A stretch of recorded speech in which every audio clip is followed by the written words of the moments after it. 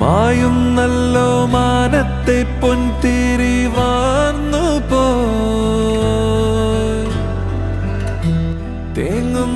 എന്താ ചേട്ടൻ അടുത്തൊന്നും മിണ്ടാത്ത?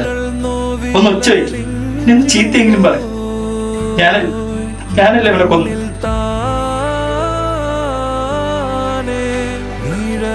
ചേട്ടാ, എന്റെ കൈയുണ്ടോ? എന്റെ കയ്യിൽ ചോരയല്ലേ? ഞാൻ അവനോട് പറഞ്ഞ വേഗം പോടാ. എന്റെ വാക്ക് കേട്ടിട്ടല്ലേ?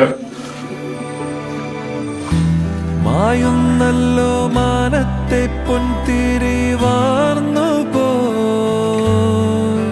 നിനക്കറിയാവോ അവന്റെ അമ്മ, കിരണിന്റെ അമ്മ, അവരിപ്പോഴും അവന് വേണ്ടിയിട്ട് അമ്പലത്തിൽ പോയി പ്രാർത്ഥിക്കാറുണ്ട്.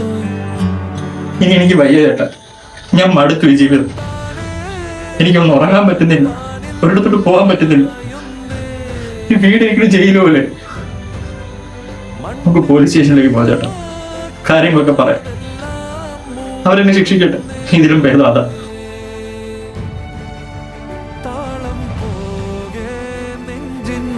നീ എന്താ പറയുന്ന അർജുൻ? നമ്മുടെ അമ്മ, നമ്മുടെ കുടുംബം, അതൊക്കെ എന്താ ചെയ്യാ? 4 വർഷം മുമ്പ് നീ മരിച്ചിട്ടില്ലായിരുന്നു, പക്ഷെ ഇപ്പൊ നീ മരിച്ചോണ്ടിരിക്കുക.